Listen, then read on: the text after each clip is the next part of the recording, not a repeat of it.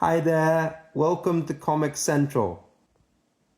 I'm your host, Cece, and today we are going to be talking about Batwoman Rebirth, Oneshot, issue 1.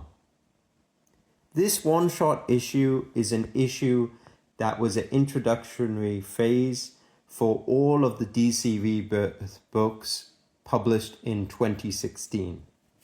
DC Rebirth was an era which was all about returning old characters and reuniting them with the current DC universe.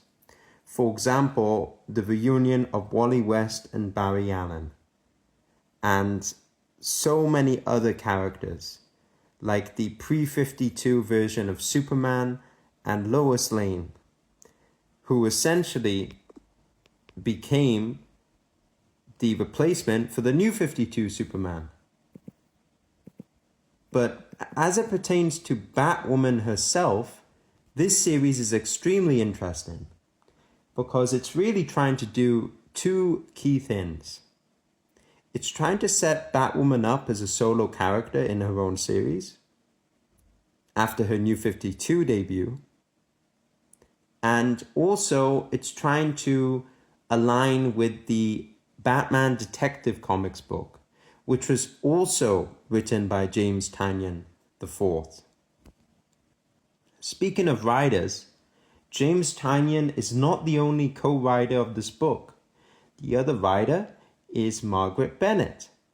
And speaking of artists, the artist for this book is incredibly talented.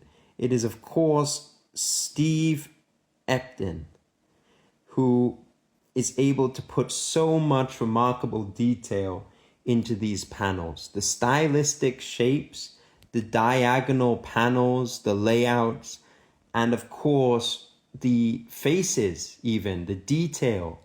And it is just unbelievable. The color palette, this red color palette, obviously Batwoman, black and red, it works very, very well.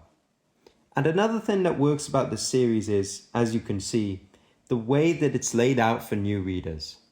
We quickly go through several years of Kate Kane's life in literally one page. And the page lays out what she was doing at different ages. A key group of words that are used in this book is, "Where are you going, Kate Kane?" by her mother, by Batman, by various other characters. And this book essentially starts off with the terrible tragedy of her mother's death.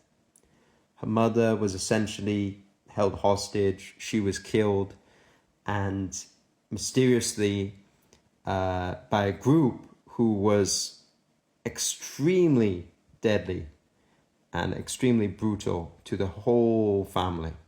They kidnapped, obviously, Kate and her sister Alice, who used to be called Beth Kane, and her dad saved her. And after that, Kate joined the army. And in this book, we find out that she was actually dishonorably discharged and relieved of duty because she was caught being a lesbian, essentially, which was forbidden and against army rules. So this is her, and it really shows her not really knowing what to do with her life.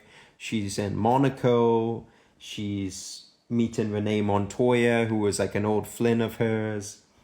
And essentially this book gets very interesting when Batman comes into the picture. For those of you who don't know, Batman and Kate Kane are actually connected. Or should I say Bruce Wayne and Kate are connected.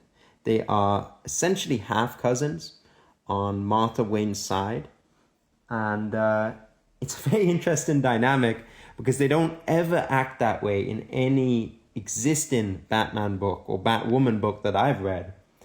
But essentially Batwoman is instructed to hunt down the monster Venom, which was a storyline which was essentially brought up during the Monster Men saga, which was the big event of Batman's DC Rebirth series, which spanned Batman Detective Comics, Batman solo series, and obviously Nightwing, and it actually has a significant impact on this series as well.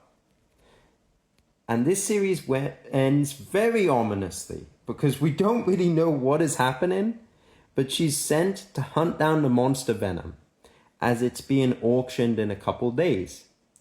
And what's really interesting is Batwoman essentially in this book seems like she's going full on Black Ops mode.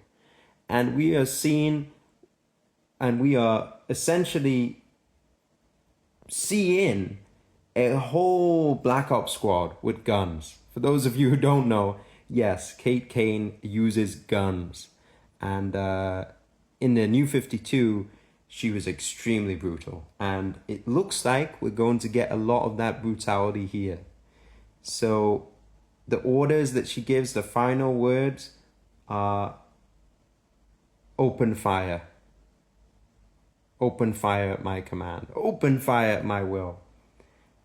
And it's very interesting, and we have got to check out where this goes in issue 2.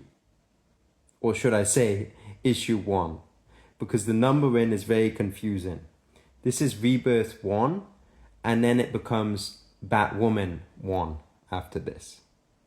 So, have you read this issue? This Rebirth issue? What do you think about Kate Kane's character? And what do you think about the incredible art by Steve Epting? And how does it gel with the Batman Detective Comics series?